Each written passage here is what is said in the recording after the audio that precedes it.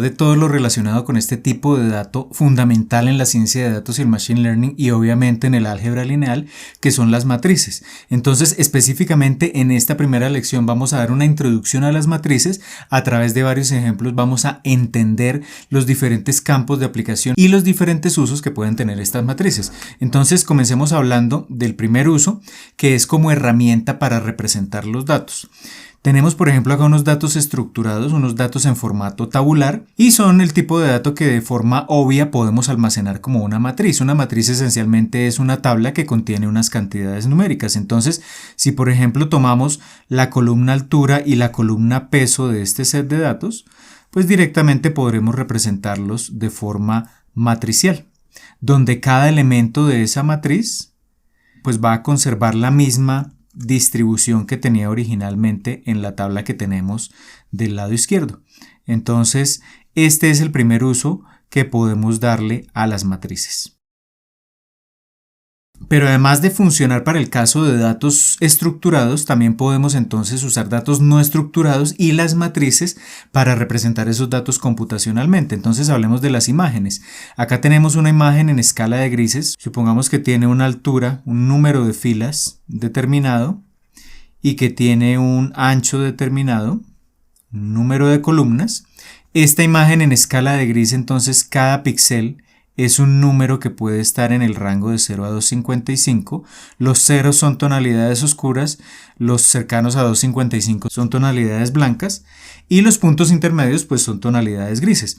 Entonces este dato precisamente lo podemos representar como una matriz cuyo número de filas y número de columnas va a ser igual al alto y al ancho respectivamente, y donde cada elemento entonces puede ser representado con un valor que está entre 0 y 255 y que corresponde entonces a cada uno de los píxeles de la imagen.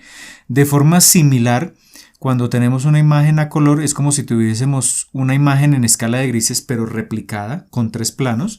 Entonces es una imagen que matricialmente es como si tuviéramos la concatenación o la apilación de 3 matrices.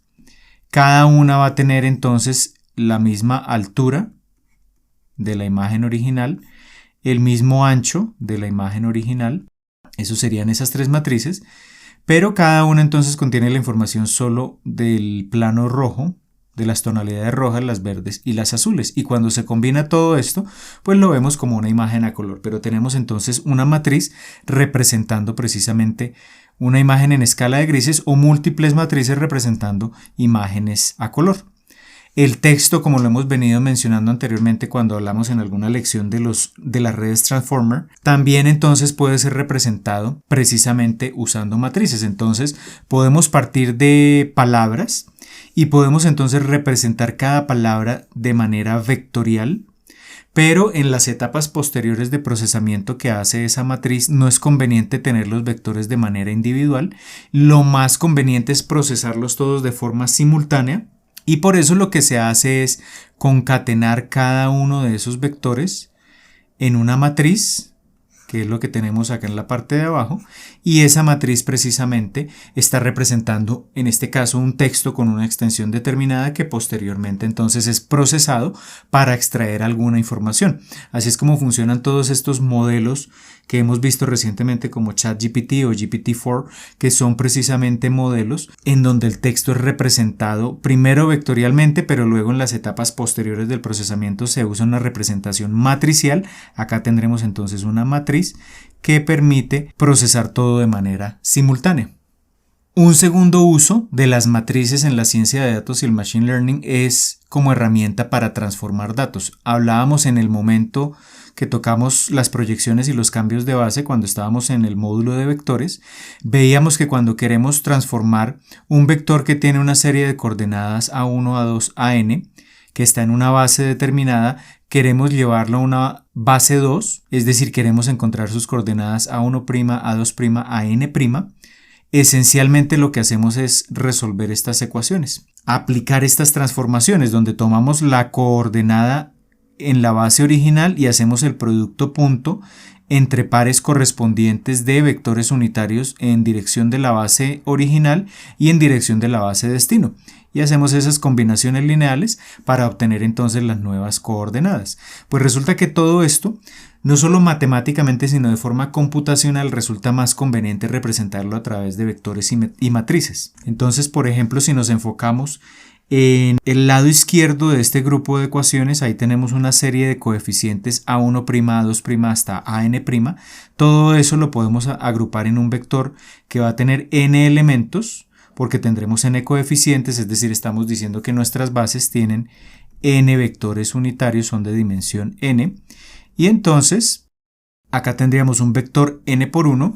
Luego podemos entonces estos productos punto entre vectores destino y vectores origen los podemos organizar en una tabla, es decir, en una matriz que va a tener n filas, porque tendremos n elementos por cada uno de estos coeficientes que queremos encontrar, y n columnas, porque también tenemos n vectores en la base original, y por tanto tendremos entonces una tabla o una matriz n por n, y cada elemento de esa matriz, recordemos que el producto punto es un escalar, cada elemento es precisamente un escalar, y luego estos coeficientes que tendremos acá en cada una de las filas de estas ecuaciones, pues los podemos agrupar también en un vector que va a tener n elementos, donde ahí agruparemos entonces los coeficientes en la base original.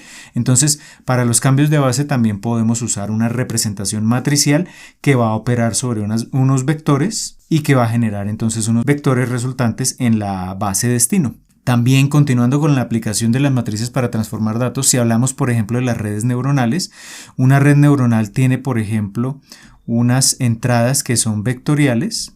Entonces acá tendremos una cierta cantidad de elementos de ese vector de entrada. En este caso tendremos 5, porque tenemos 5 nodos a la entrada. Y lo que hace la red neuronal es progresivamente ir transformando estos datos de entrada para, por ejemplo, clasificarlos al final en una de dos categorías. Hay usos más avanzados de las redes neuronales, pero una puede ser esta. Entonces, en ese procesamiento que se da en estas capas ocultas que tenemos acá, estas son las capas ocultas, lo que hay o lo que aparecen en el camino son una serie de coeficientes que, por ejemplo, toman este vector x y lo multiplican. Entonces vamos a multiplicar ese vector x por unos coeficientes w, a eso le sumamos unos coeficientes, esto se conoce como los parámetros del modelo, y eso nos va a generar entonces, después de llevarlo a algo que se conoce como una función de activación, vamos a llamarlo g, una función de activación, eso nos genera una salida, y esa salida entonces es lo que tenemos en esta capa. Y luego entonces, para pasar de esta primera capa oculta a esta segunda capa oculta, hacemos una transformación similar, pero acá lo que quiero es que nos enfoquemos en estos parámetros. Entonces estos parámetros que me están transformando el dato de entrada X, o que me transformarán lo que salga de esta primera capa para llegar a la segunda capa, esos datos o esos parámetros están almacenados precisamente en una matriz, y al almacenarlos en la matriz y operar sobre el dato de entrada para esa capa, pues tendremos una transformación. Entonces, en esencia, lo que hace una red neuronal es transformar esos datos para que la red cumpla una tarea específica, por ejemplo, en este caso particular, la clasificación. Y obviamente entonces, teniendo en cuenta eso, pues también podemos usar las matrices para representar los parámetros de un modelo. En el caso del Deep Learning, cuando hablamos de redes neuronales, convolucionales, Transformer, cuando hablamos de las redes recurrentes, LSTM, sea cual sea el modelo del que estamos hablando, entonces tendremos un dato de entrada, tendremos acá una predicción que genera el modelo, esto se llama predicción. En el curso de Introducción al Machine Learning lo hablamos un poco más en detalle. Internamente este modelo, para que genere buenas predicciones, por ejemplo, si es clasificar un dato, para que el dato de entrada lo clasifique correctamente en la categoría esperada, ese modelo tiene, digamos, como unas perillas internamente que se tienen que ir afinando, se tienen que ir moviendo de un lugar a otro. Y lo que se busca es, al mover esas perillas, que eso es un algoritmo de aprendizaje que lo hace automáticamente, lo que se busca es que esa predicción sea lo más precisa posible. Entonces, internamente esas perillas se conocen precisamente, como lo mencionamos hace un momento, como los parámetros, y esos parámetros se almacenan precisamente en matrices. Entonces no importa el tipo de modelo que estemos usando, en última lo que es el entrenamiento de un modelo consiste en encontrar los elementos de esa matriz más adecuados para generar las mejores predicciones. Y ese precisamente es el uso que le podemos dar o que podemos encontrar de las matrices en el caso del Deep Learning. Y entonces con esto ya tenemos una introducción general y un panorama bastante amplio de los diferentes campos de aplicación que pueden tener las matrices en la ciencia de datos y el Machine Learning. En la próxima lección entonces ya vamos a empezar a ver algunas definiciones y algunos conceptos básicos relacionados precisamente con las matrices.